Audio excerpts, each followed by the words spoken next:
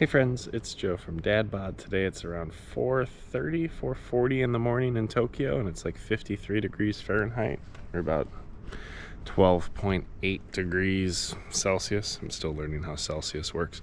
But today we got an 8-mile run. I woke up early enough that I should have margin to do it. Last time we hit a time limit rather than a body limit. So let me pop you in my head and then we'll get to work. All right. Oh, I will say Japan is dead at 4:40 in the morning, which is completely reasonable.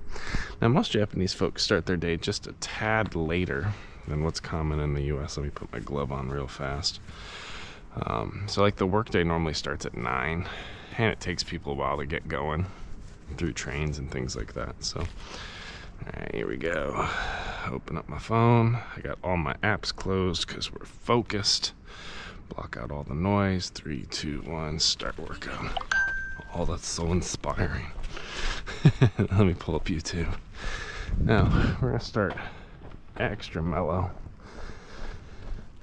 Go to YouTube. Actually, before that, we need to lock our orientation.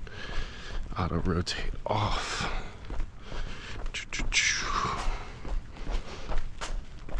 It's nice starting things early today. Look at that nice thumbnail today.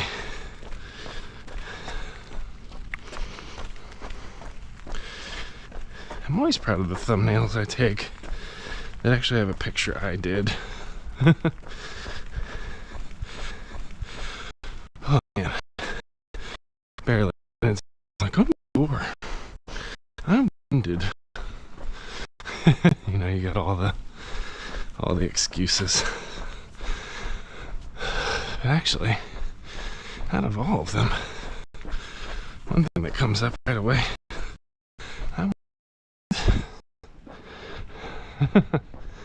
isn't that a nice affirmation? To be up at 3:30 in the morning, still be down rest. It's pretty neat.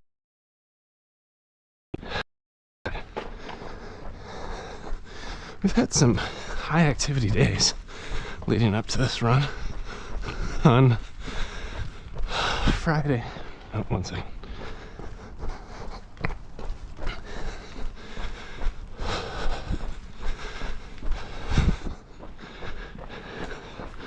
The first thing we want to do is be mindful of pace. So I'm gonna tuck my tailbone, lean forward gradually, roll my shoulders back, and try to keep a nice throttle pace. It's 8 miles today, so we're not running 8 miles quick. It's gonna take some time. But shoot, I lost my train of thought. What was I saying? Chat, help me. Oh, it's nice saying I'm well rested though. There we go. Like, it's 3:40 in the morning was our wake up, which was super reasonable. This doesn't always happen, but oh, I remember what I was saying. So I had a high activity the last couple days, which did impact recovery. So there's gonna be some lactic acid, some soreness. That's okay. But on oh, it's raining a little bit. I might need to put my phone in a bag. We'll see.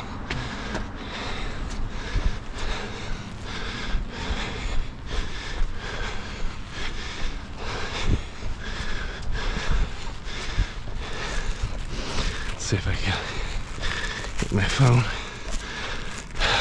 It's hard with gloves on. Crap. Slide this into my pocket.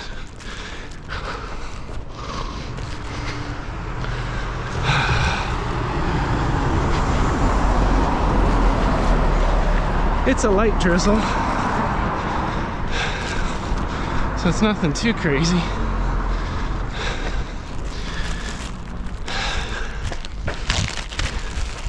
But I just got a new phone screen. Dang it. We had a nice pace going. And I'm all wobbly. Put that away. Put that away. Breathe for a second. There we go. Fun thing about my runs, I never get to finish my stories. I either get interrupted by chat, by breathing, or by somebody walking past me, and I forget. I have to start over. Let's see. Nice. Alright, slide my phone into the bag. But I got a new phone screen.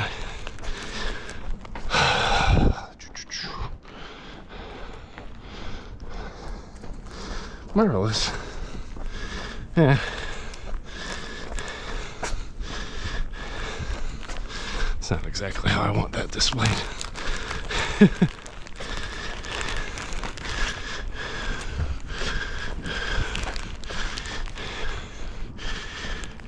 Well, good morning, y'all. Hope you're doing good.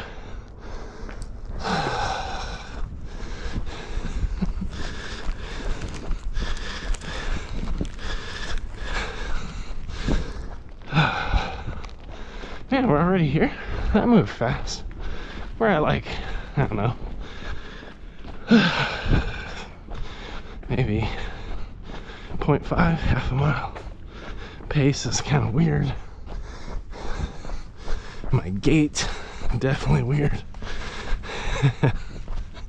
But Tadaima, we're here, we're home, getting cozy in it, which is good because we're gonna be out here for a while. I think I got everything set up. Got my phone in a bag. Yay. Let's make it a little bit slippier.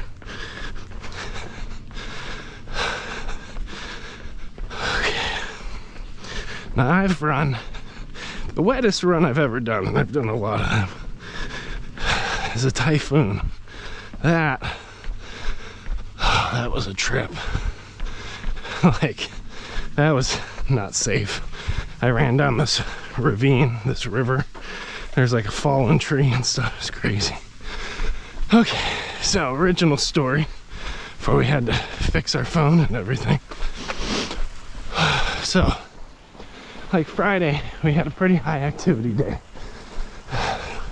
For those of you who don't know, prior to Friday, for about 8 days, my wife was in the hospital trying to have baby number 4. We did 4 inductions and a whole bunch of medical interventions with no baby. So, very, very challenging. Lots of needles and other terrible things. And on Thursday morning before the Friday that I keep trying to talk about, they kind of looked at Felicia and they're like, yo, you should go home. Because she was so strung out, exhausted, depleted, stressed, worried. They're like, it looks like you just need rest if we're gonna have this baby. And her blood pressure and other vitals were within safe limits. So we packed her up. We got her home Thursday afternoon. She took a couple mega naps. And we adjusted to the reality of her not being in the hospital, and to the reality of giving baby Akio a little bit more time.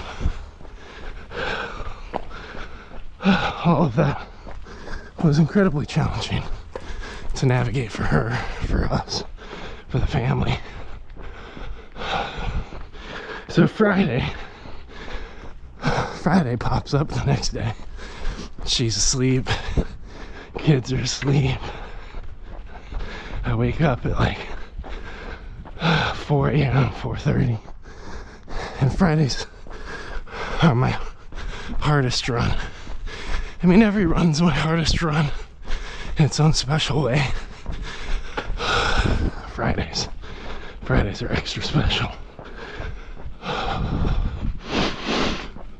Let's breathe.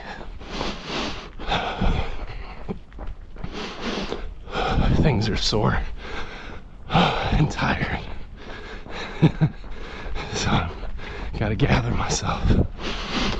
I wake up early on Friday morning and it's fartlek day. Weird word, great workout. It's basically high interval training. Well, not high interval. It's interval training applied to long distance running. And it's great for training up cardiovascular endurance and agility. But it sucks. It sucks real bad.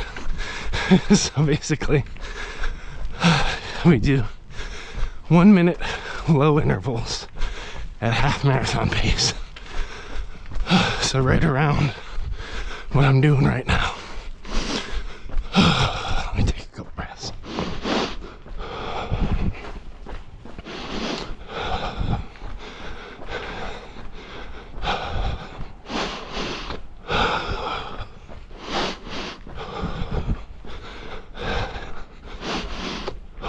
And then the high intervals are a faster run, and they're meant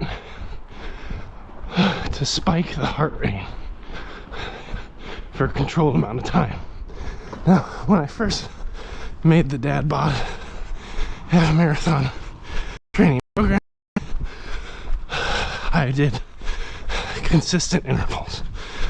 So I think I started with 2 minutes low intensity, which was actually a walk, and then 1 minute high intensity, which was half marathon pace. And this was for folks who had never run before, so we started very gradual with it so people could get used to training at 2 levels of intensity. Whew. Come on, car. Nice. And friends, it's gonna be dark for a while. Just hang with me. You'll see a sunrise soon, okay? The views get better. Oh. I'm running. My legs are a little gassed. We'll get to why.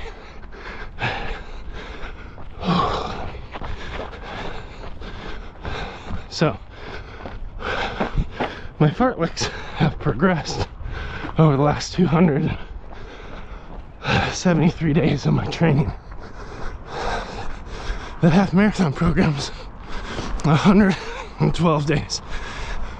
So you get to see the real highs and lows of my prep all the way to running the Tokyo Legacy half marathon, sort of.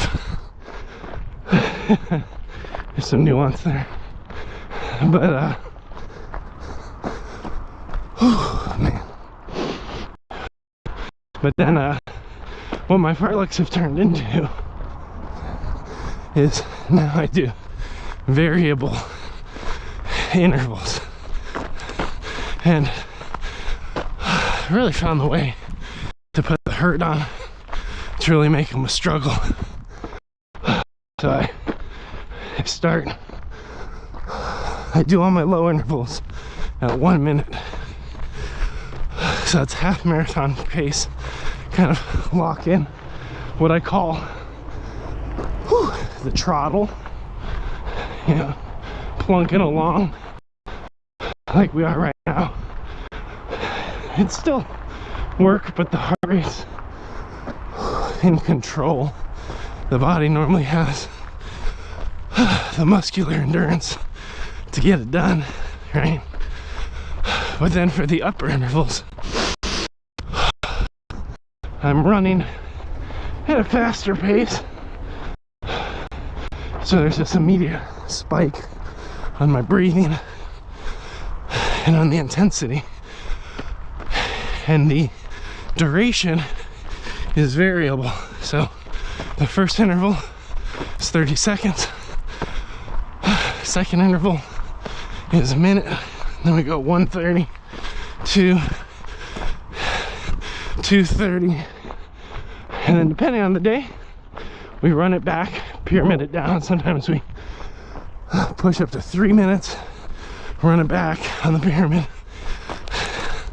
The best one I've done is I pushed it up to a full 330 and pyramided it back down. Oh, that was rough. And for this workout that I did on Friday, I think I either did 1 3-minute and turned it back halfway, or I only went to 2.5.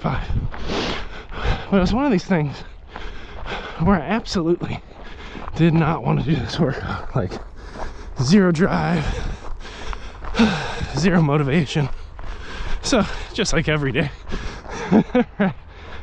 I never want to do this stuff, even though I have a great why.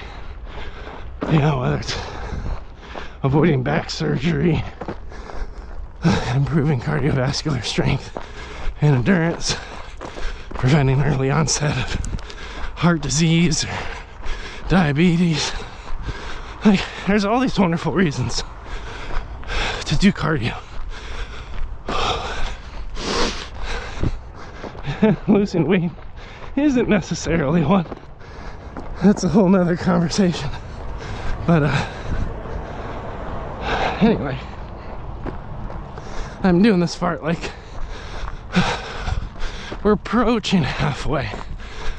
I'm just gassed. Like 8 days of being in the hospital every day with my wife, driving home at 11 o'clock at night, waking up at 4, working out, getting the kids off to school, getting back to the hospital, like all 8 days of pain, fear, discomfort.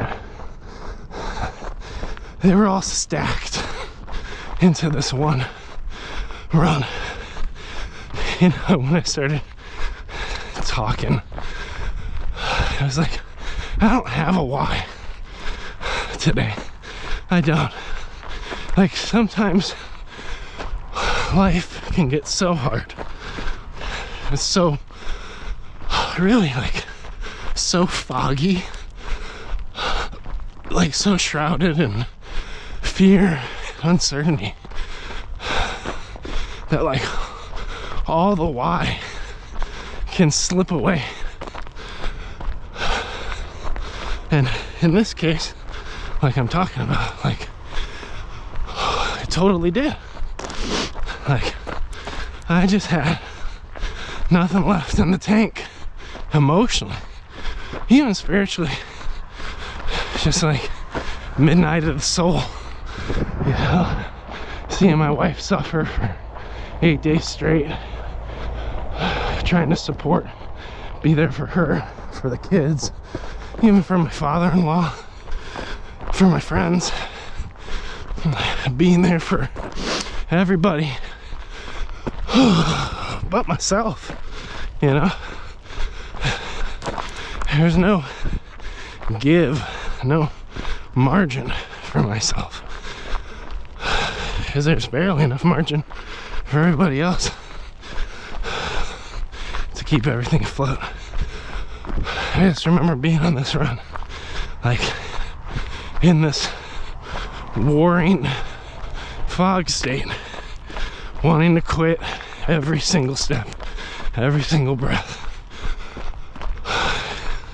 It was a bad day, you know? In every sense of the definition, it was the workout connected to a bad week. But it really comes down to training, to preparation. Everything's training. Everything can be preparation for the next challenge, the next crisis in your life. This is day 268, or you know, so I had 268 other days of variable challenge, resistance, soreness, lack of motivation, where I had still shown up for myself and everyone around me. I had that training under my belt. I had trained the muscle of being able to shut down certain parts of my brain and show up for me, even if the immediate feel-good why of the exercise was out of reach, right? Even when I'm in the dark, depressed, anxious, burnt out, there was still training that had been completed before that moment, so that for some reason that I couldn't name or verbalize, I was still able to be stubborn, not even with progress, but just stubborn with the process. Like, stubborn with the reality that this is what my Fridays are. And in this particular Friday, it's just a bit worse, but we're gonna give it a go. And I'll tell you what, man, that was a hard run. That was hard on so many levels, emotionally, spiritually, physically. I didn't do anything to put myself into any injury zones. It's just an area where, like, it's a hard workout. It wasn't fun. It was within my capability, but it's definitely on the edge of my capability. Wasn't gonna come easy, if that makes sense.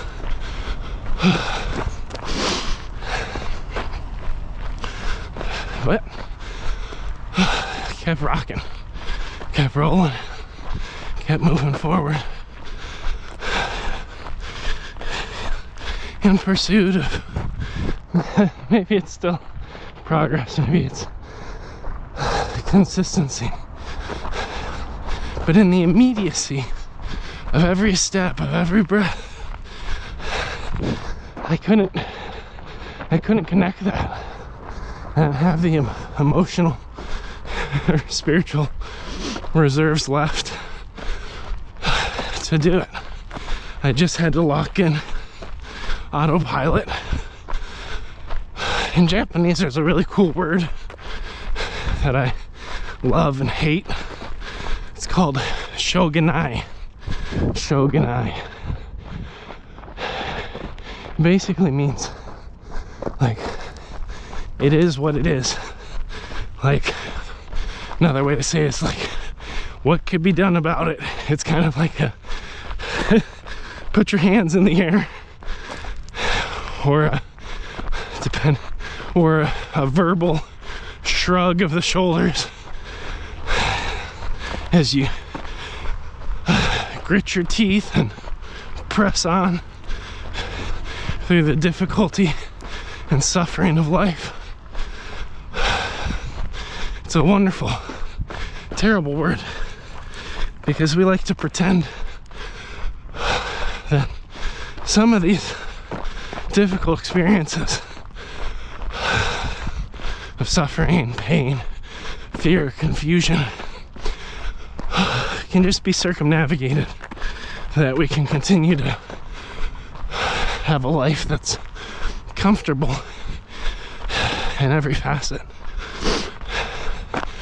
part of that's just consumerism of the West, like this illusion that you can buy comfort, you can buy health. In reality, it's like life hurts, man. It's challenging. There's bad days in the office, at home. And sure, I could have chose comfort, just walked or went home. But then I'm just passing my suffering and pain off to future Joe. Future Joe that keeps gaining weight, keeps losing strength in his core and back. Future Joe that stops sleeping through the night because his discs are compressed in his back and pushing into his spinal cord. Future Joe that's getting 2 to 4 hours of sleep because he's waking up every 40 minutes with back pain.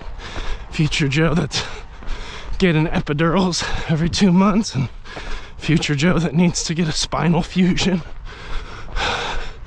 Future Joe that loses mobility and strength and lives a more and more sedentary lifestyle. Yeah, future Joe that can't play sports with his kids or his grandkids. Right?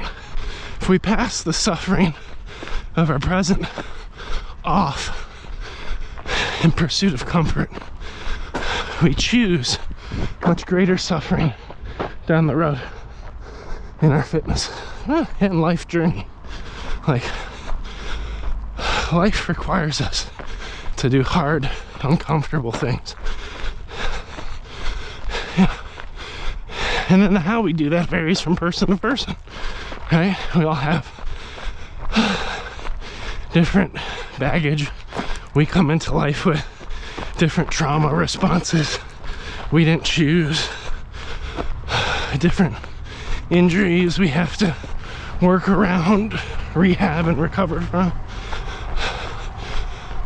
different spirituality or faith contexts that motivate us and center us and give us a purpose or reason for being within those seasons of challenge and difficulty. Right? We all have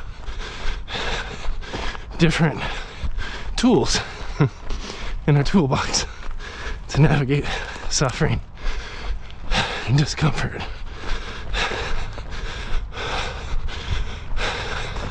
But all these tools, if we think about them like an axe, they need to be sharpened so that we're prepared for a greater challenge, greater difficulty.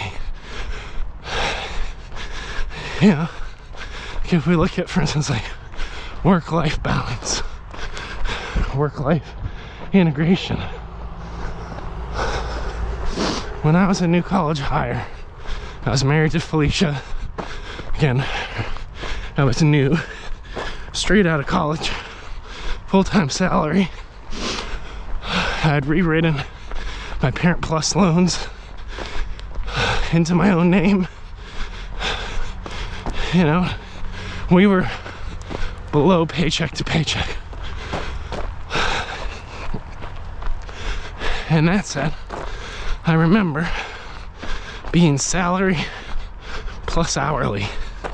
And what that meant legally as a new hire is I got a base salary from J&J and I was an hourly employee. So if I worked over 40, I had to get alignment from my manager about it, and I would get overtime.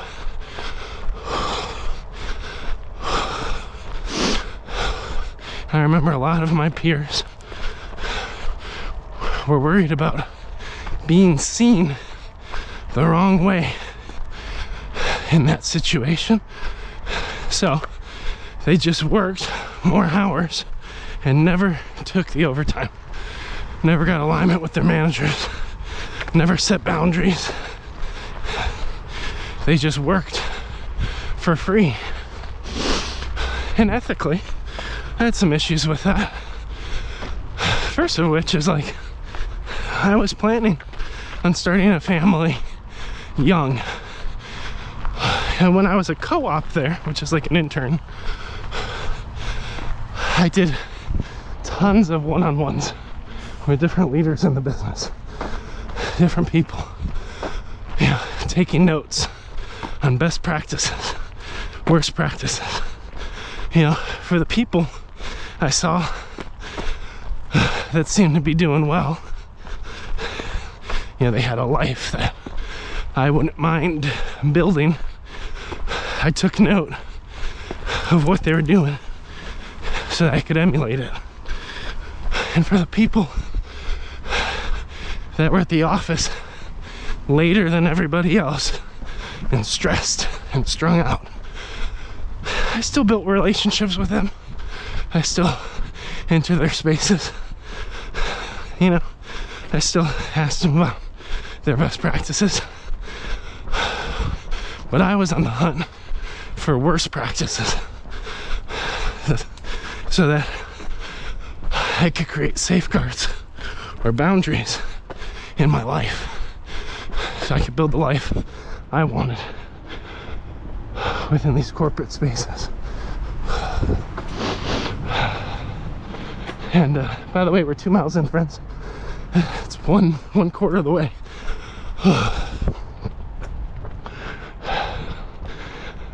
Struggle bus today. And like one of the worst practices, there's this guy, 100% of the time, last guy out of the office. Great leader, loved his job, but he was definitely the mindset, first one in, first one out. Sorry, first one in, last one out. And some days, right, a job can require that. But I'm talking every single day. And every single day. And not enjoying it. That's what was incredible for me. Is like, just stressed the whole day. You know? In this case, working overtime for free his whole life, right? Handing his whole life to J&J.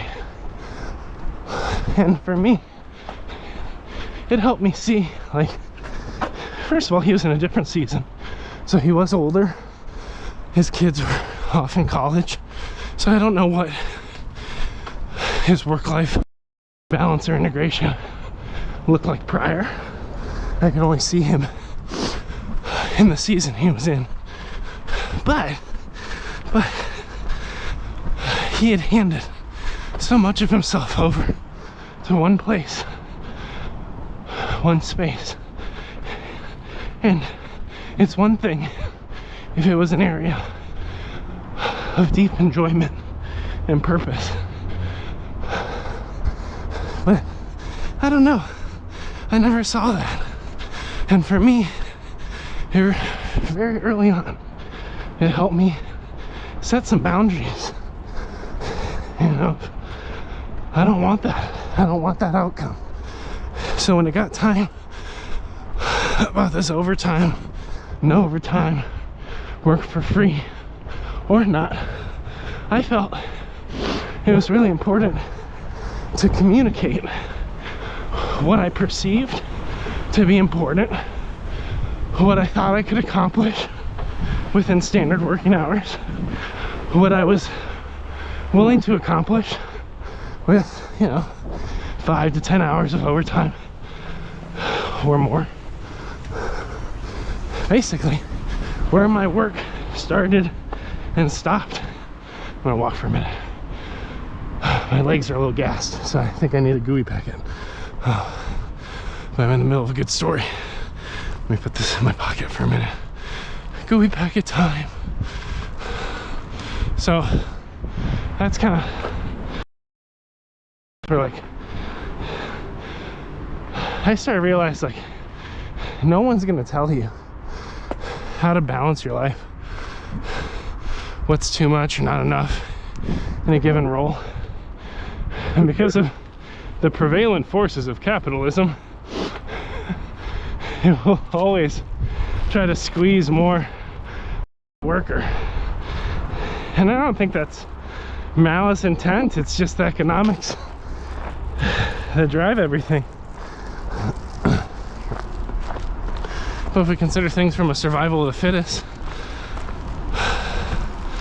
if you can set boundaries on what you do and don't do, and if you can communicate them clearly and have others respect them, what you do accomplish is going to be so much more fruitful. You will outshine your colleagues by doing less. It's not a hack, it's not unethical, it's just discipline and wisdom. I work very hard when I work. So I'm eating this disgusting gooey packet. Woo! That's a good start. We're at 2.5. Where and when I work, I'm gonna try to bring my best. I'm not perfect at it.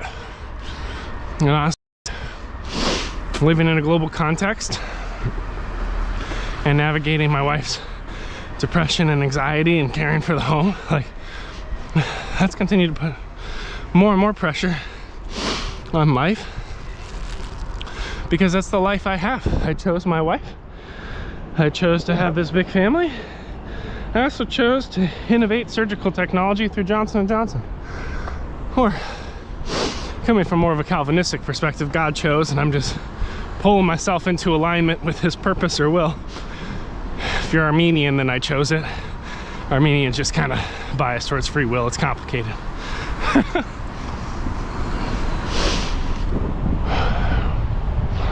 And I think what I excel at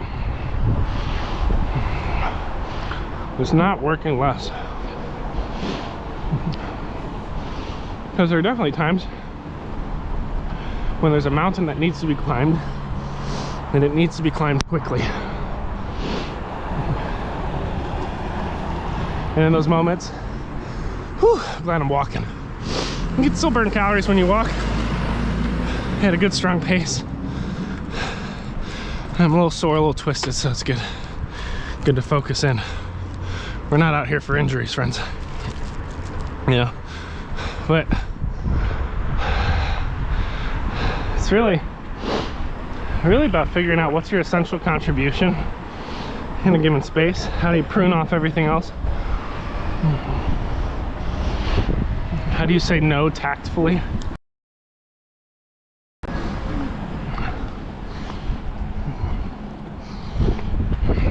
Because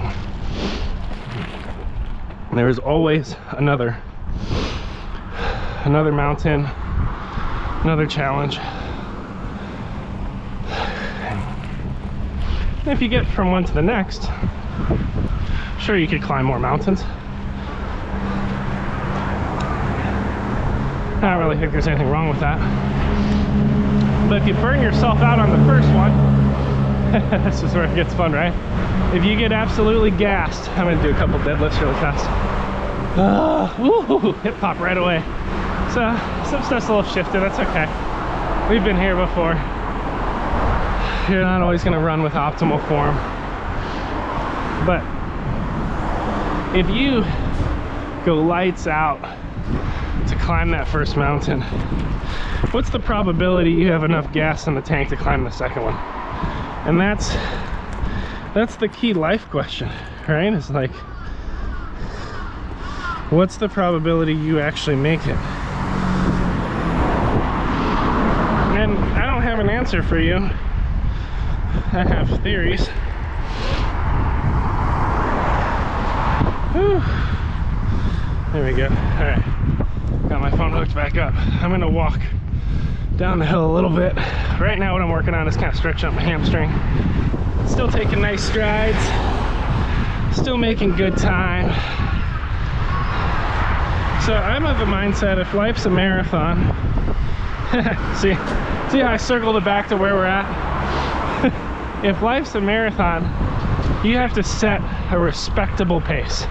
Not a slow, slackish, sluggard pace. But you also can't sprint a marathon. Right? With practice, training, and experience, we always get faster. That's normal. But sometimes we put these expectations on ourselves that just aren't possible or realistic. You know, actually I might have turned that the other way. It's always hard to tell how slanted my phone and stuff is, but we assume that we're gonna make progress much faster than we actually do, and it causes us to burn out because we go after these mountains in life, whether it's our fitness goals, our work goals, our family goals, our marriage goals. We go after them too hard, we burn out, then we fall into repetitive traps of fake rest, yeah, just scrolling on crap on TikTok, eating a bunch of junk food, staying up too late watching Netflix. Without intending to do that, I'm doing a couple more deadlifts. Here's a squat. Oh, the knees are a little tight. Let's do 3 more squats. Oh. Let's walk it. I'm gonna try to walk a little brisk. Ground is a little slippy though.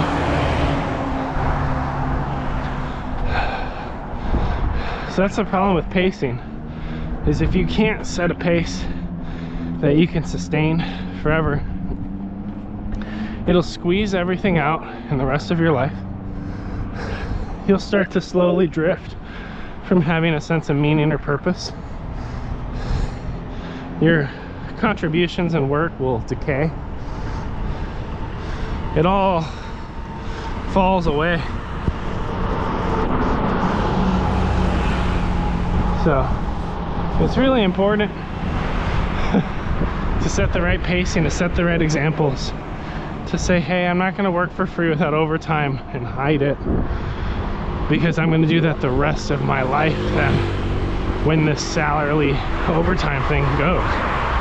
You know, for instance, like with my boss right now, Felicia went into labor in an emergency induction last Thursday, about 12 days ago. And I texted my boss and said, hey, we're going into the hospital, here's what's going on.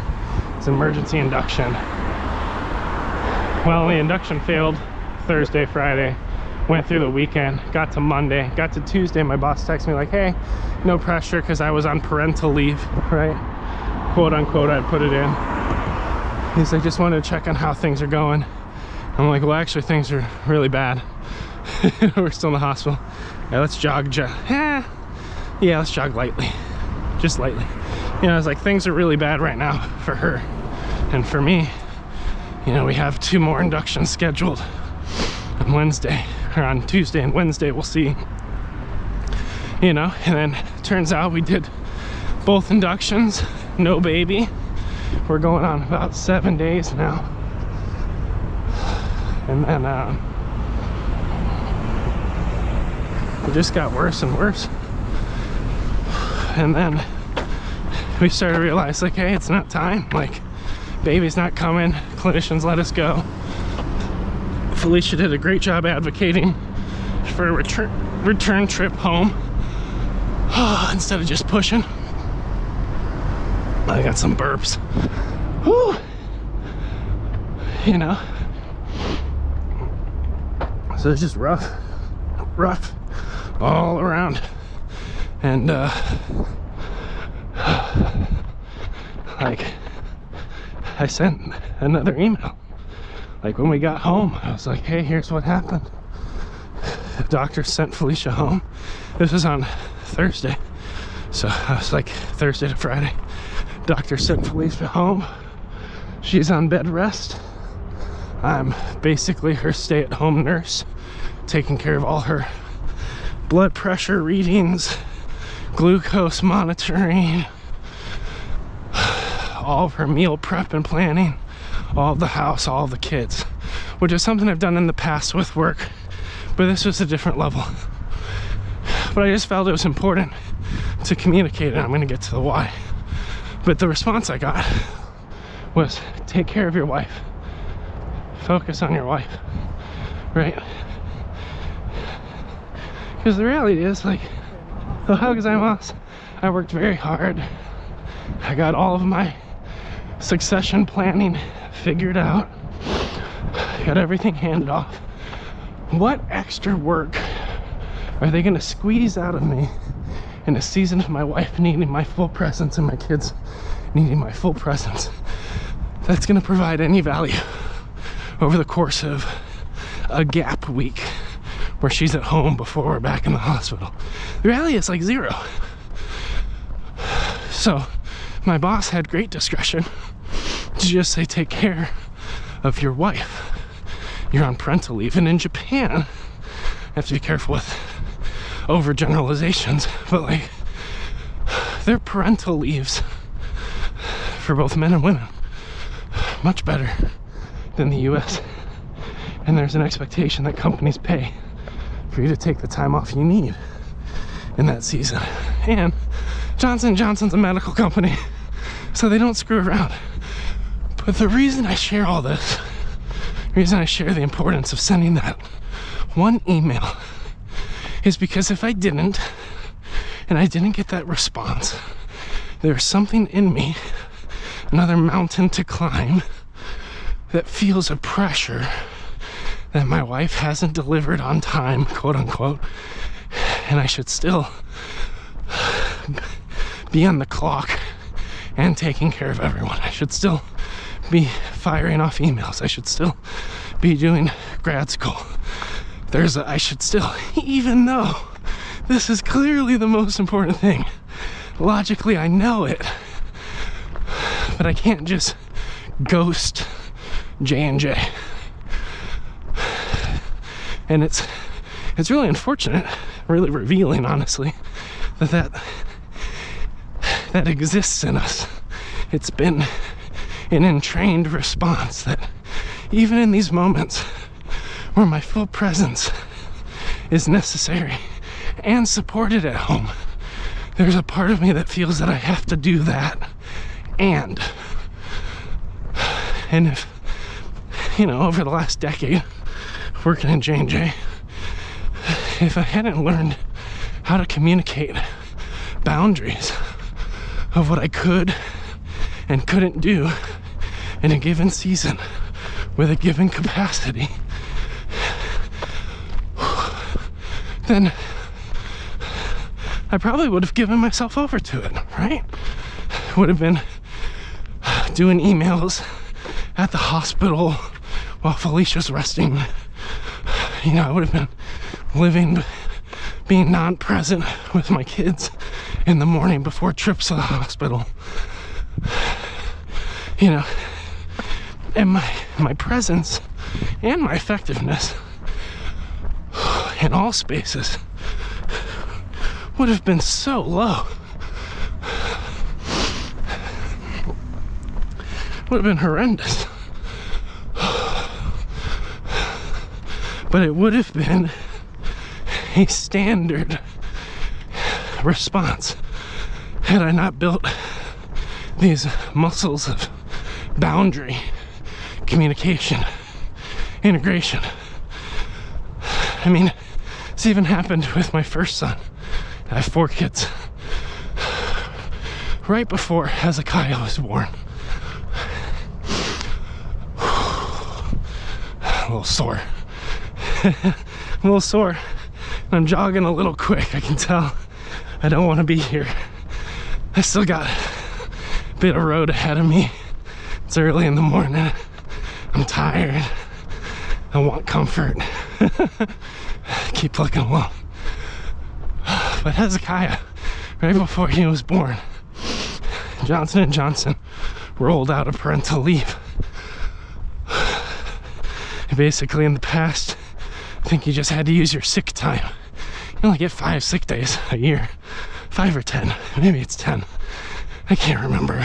But unless you're on a medical leave or something. But they rolled out this new parental leave. It's 8 weeks. Crazy at the time. How gazan was. Now, folks in Europe would probably scoff at that, but in the US, 8 weeks it's pretty rad. And I'm gonna get to 3.5 up here, and I'm gonna walk a little bit. I'm gonna try to keep a nice pace and stay hopeful. It's just how I want to space things out, you know. That's okay. But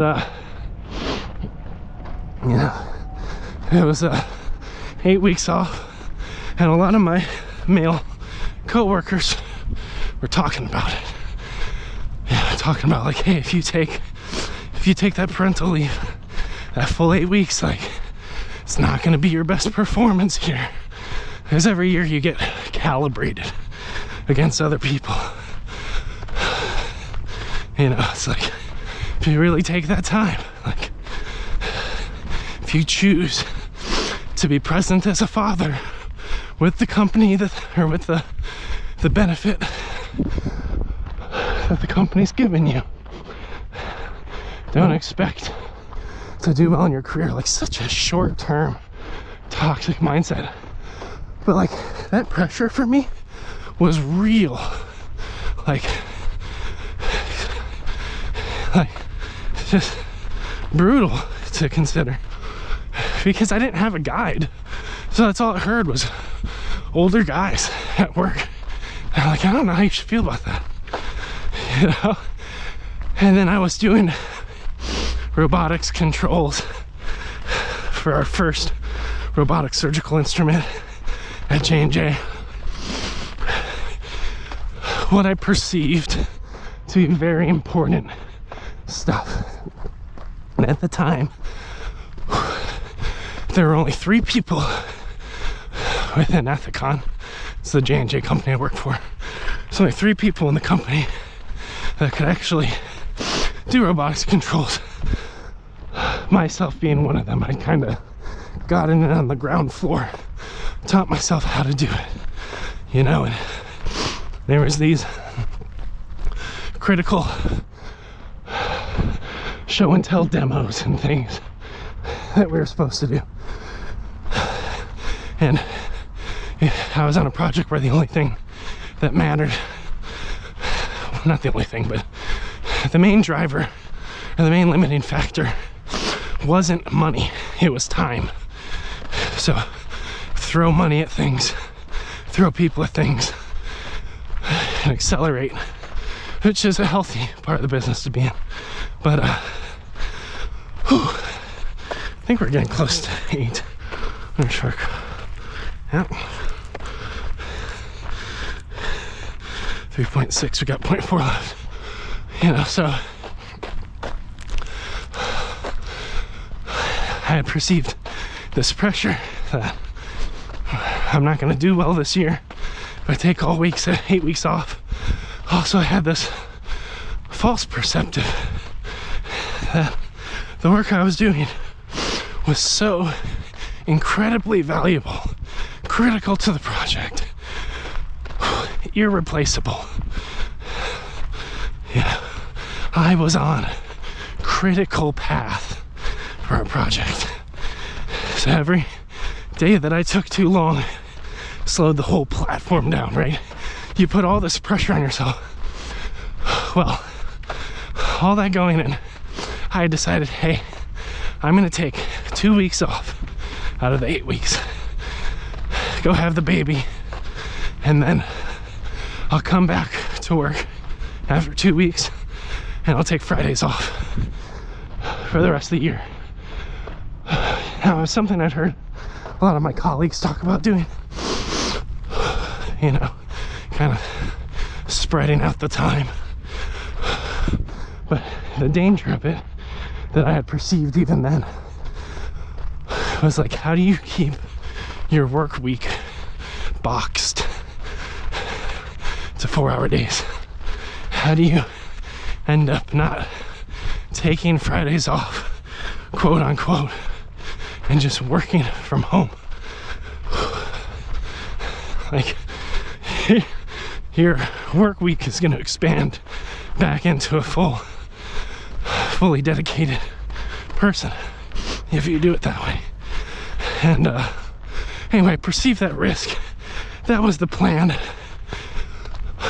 but life kind of flipped my script, and Felicia had a terrible, well, compared to now it seems light, but terrible delivery and postpartum experience.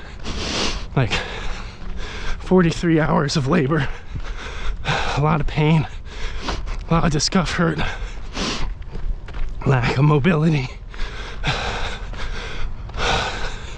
just lots and lots of issues. It did not go well for her. No fault to her, you know, just the body she's got. And I remember calling Kevin, my boss, had about a week in the parental leave, and I was like, hey Kevin, like, I know we had this plan, I know these are the things I talked about. I was like, I gotta be home. Like, just looking at what Felicia was navigating, and like the amount of support she needed in that moment, I just knew. I was like, I have to be here, not there. And Kevin honored that. Like, everything I asked for was within company policy. 0.12 miles. It was within company policy.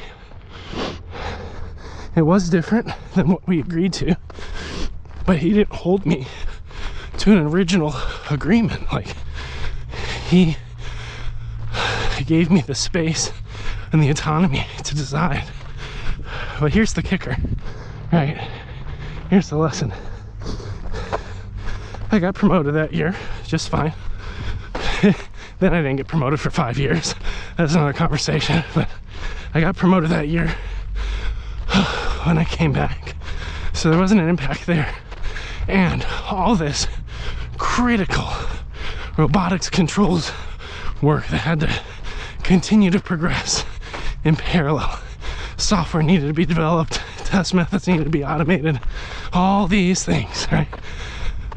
After 8 weeks off, I came back and everything was exactly as I had left it. Exactly. Not another line of code had been written. The team had run into other problems in other spaces. The resources were needed in different ways. And 8 weeks in business land, actually, let's turn it around, that's 4 miles, halfway maybe. 8 weeks in business actually isn't that long. It seems long, it seems important, but it's not long enough of an impact for anyone to, I'm gonna walk for a minute, for anyone to go out of their way to backfill, to hire someone to work where I would be gone for 8 weeks. Now, if I went on maternal leave for 3 or 6 months, yeah, that is an impact. Yeah, they do need to find somebody. 8 weeks is short.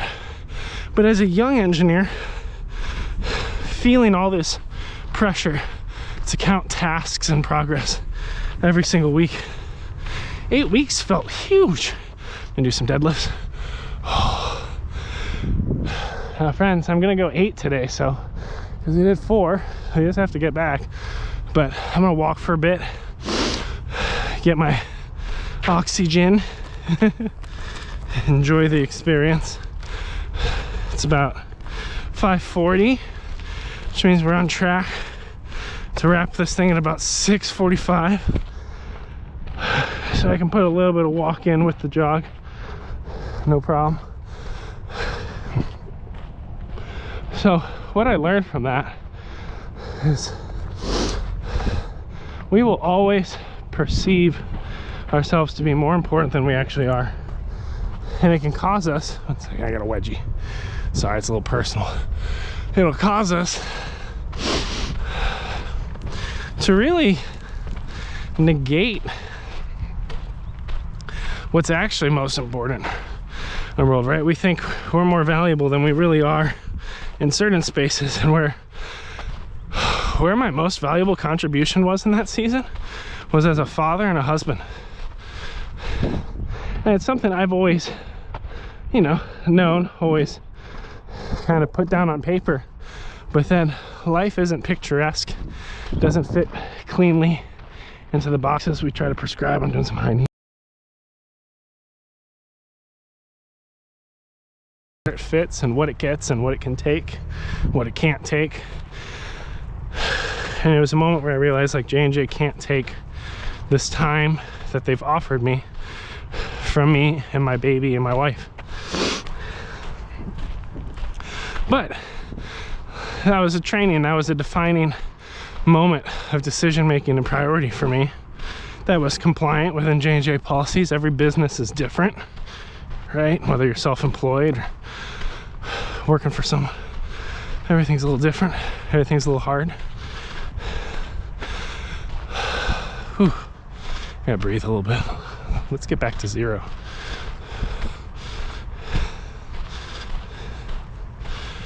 Whew.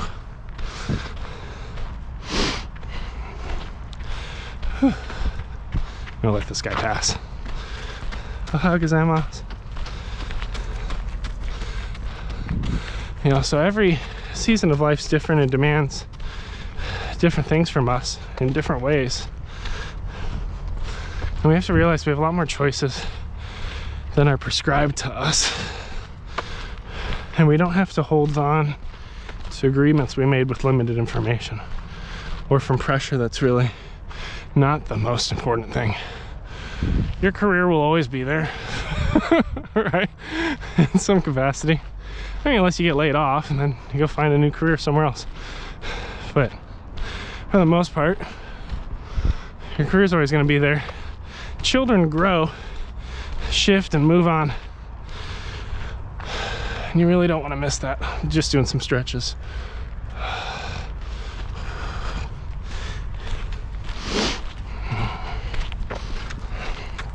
And right now I kind of have a lazy shoulder. What led us on this discussion was a fartlek run, high interval training run, very challenging workout. I was trying to get to why am I sore today, and then we ended up going through all these deep thought work-life integration loops. But yeah, this is kind of the DadBod podcast. Maybe I should turn these into a podcast, honestly. All I do is run and talk. It's perfect. But episode 1. So I think you really have to be careful what's important in your life, and if your actions align with the values you say, because if they don't, then the values you speak aren't true.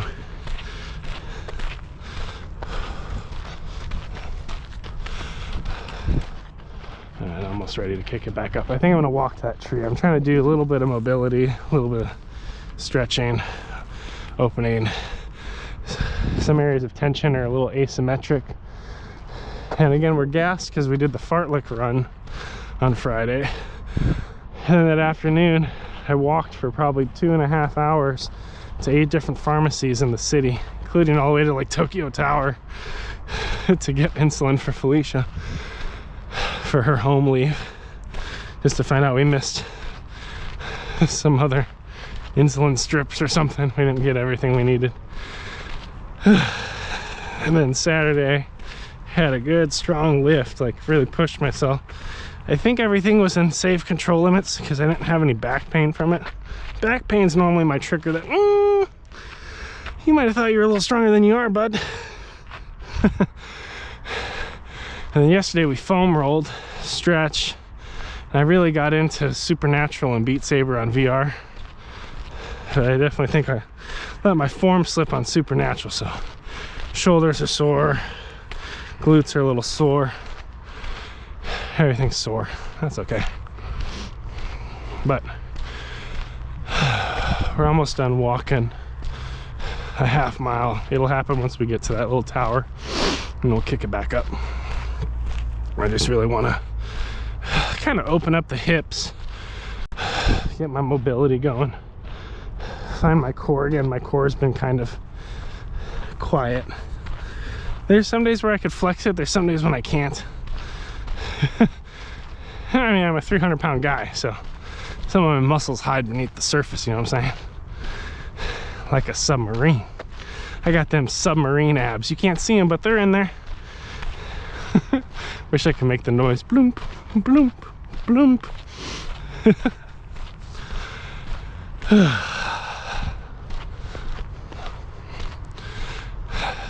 But friends, thanks for the run. Thanks for hanging out. All these questions you got spinning in my head. Even if there's been no comments today, whenever I'm thinking, running, and talking, I try to imagine whoever could be here, what could help them in their journey. And it's crazy because I never know if it's like a 13-year-old kid, someone mid-level in their career, a grandpa, grandma. I know most of my demographics like 25 to 35 male, but makes sense because I'm a 31-year-old male and I don't make thirst trap content, so I understand the lack of females. I'm totally fine with that. Hey, we're getting our sunrise though. Look at that. It's coming. It's there on the horizon. Whew. I'm sweaty. I smell myself. It's yucky. So once we get to mile 5, which is under the blue bridge, I'm gonna change the battery in my headset so don't die. We'll hit a gooey packet and we'll get on home. I'm gonna try to start running at that blocky tower. Just run a nice easy half mile, get under the bridge, change the battery. Now I'll do it under the bridge because it is drizzling a little bit. It's super light though. I could probably do it open air, but it's just a good midway spot. I mean, it's not even 6 o'clock yet, so we're doing really, really well with timing concerning our parental responsibilities. Now, there's always a chance the kid wakes up, but we should be fine. And luckily, it's super predictable for the most part now. If my oldest Hezekiah wakes up, he'll be on switch. If my middle Akari wakes up, she'll probably be eating crackers or an apple or something, snuggled on the couch, getting crumbs everywhere. If my youngest Emiko wakes up, she's probably snuggling with mommy, watching Paw Patrol in bed. Very predictable for all three. Sunrise is coming. It's great. So once I get to that blocky tower, I'm gonna do like 2 deadlifts. Try to really squeeze the glute because each glute's squeezing a little different today. Squeeze my abs, tuck my tailbone, gradual forward lean, shoulders rolled down and back, and try to jog with nice form because my form's been a little sporadic on this run, which is normal. I'm just happy I finally was able to get out here early enough to get to the 4 mile half marker, well, 4 mile halfway marker, so that I could finally grab an 8 mile run because I've been trying. It's been an elusive workout for me. Felt like I plateaued, but it's just like timing in life. Here's our lovely checkpoint. Being the procrastinator, we'll start at the end of it.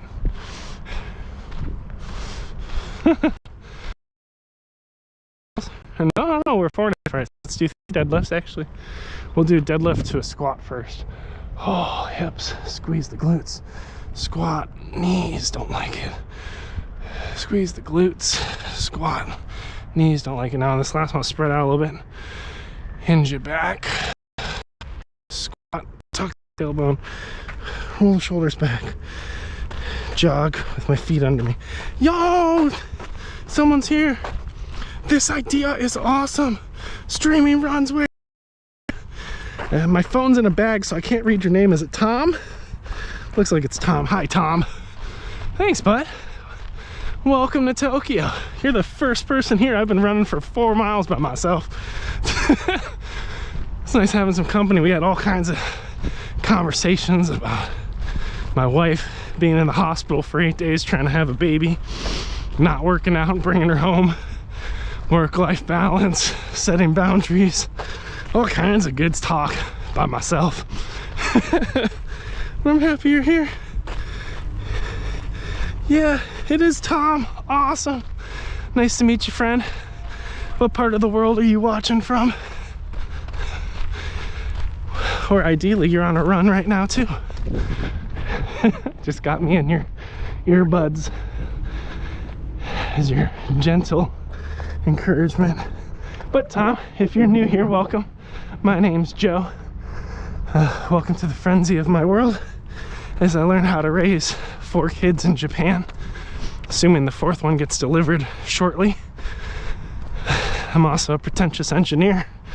I work for Johnson & Johnson on surgical robotics, and I came to Japan to connect with Japanese surgeons, understand their unmet needs, and develop new technology. So that's pretty cool. And then we do Japan IRL content, like I film VR walks around Japan, and I do in real life runs like this for DadBod. Best of luck, mate. Yeah, maybe I should go on one. Nice. Well, if you're looking for a program that's free, I made something called the DadBod half marathon plan.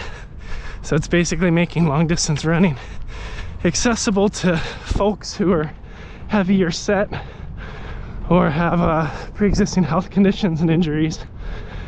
So it's 16 weeks, 112 days. In the first 4 weeks, we just train you up to walk a 5K. And from there, we start training form to run safely if you're big. Not saying you're big, but I know there's a lot of folks out there that just need help getting started. So I put a GoPro on my head, run 3 times a week. Mondays are long runs like this. Wednesdays are short recovery jogs. And then Fridays are fartleks, which are interval training for cardiovascular endurance. And then Tuesday, Thursday, Saturday, we lift in my living room and kitchen, half the time with my kids crawling all over me. It's great. It's free. I hope everything goes well with your wife. Yeah, dude, me too, man. She's got gestational diabetes, which is basically like short-term diabetes when you have a baby. But then she started getting higher blood pressure, which was a new issue. And then she got induced because of that risk, but didn't pan out. She had 4 inductions over 8 days. Really strong contractions, but no baby. She just kind of hit multiple walls of fatigue. So she was able to get her blood pressure within pseudo-safe limits. And they sent her home last Thursday night. So she had 4 days at home to kind of rest, recover. And then we have an appointment today just to check in and see if she can keep doing rest at home until her body starts labor naturally, or if it's go time, you know. So we're still waiting to find out. That's awesome, man. We'll try to share it with my dad. He's on the bigger side. You guys can train together. That sucks. Yeah, it sucks pretty bad. Yeah, there's a link in the description here. You basically fill out like a little survey. It's the beta still, but if you fill out a survey, then I could add you and your dad to a Google Classroom, and it's got all the workouts and stuff. Eventually there'll be like intro videos. I just haven't finished baking it yet. It's still gooey brownie for those who have initiative and a big spoon. Oh man, that sounds terrible. Yeah, it's been really rough for her. Very, very challenging. Man, I hope this ends up all good. Yeah, me too.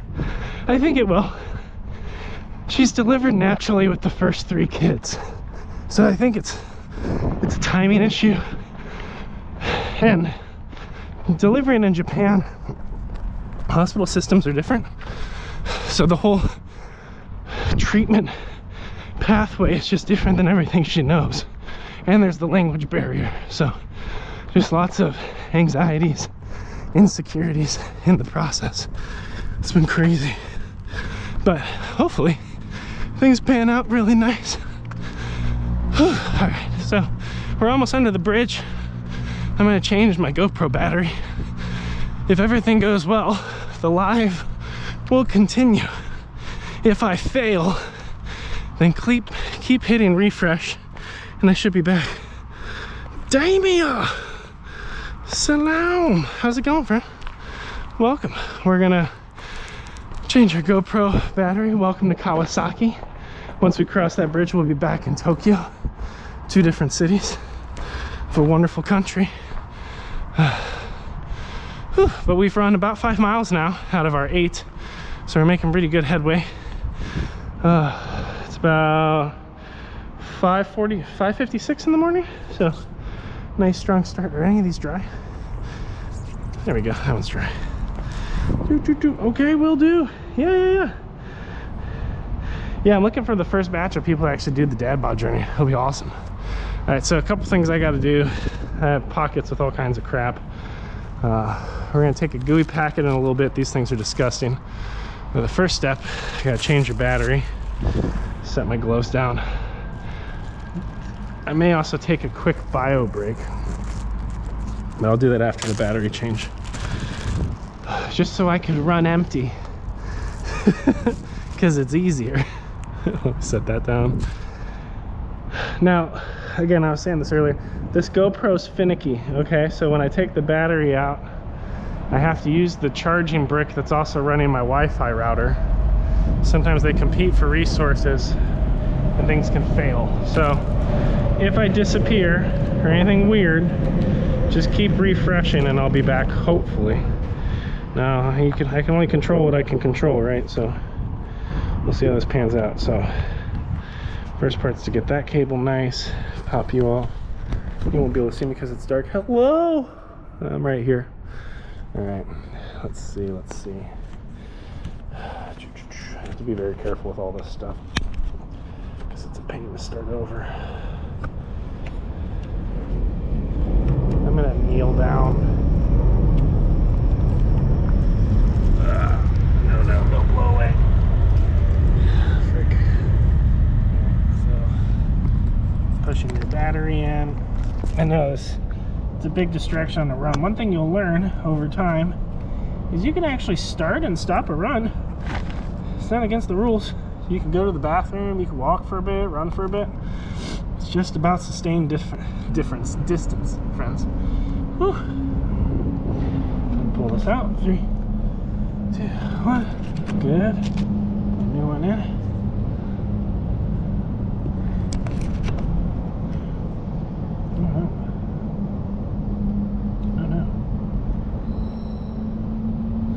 That's not what we want. Really? Is that battery that good?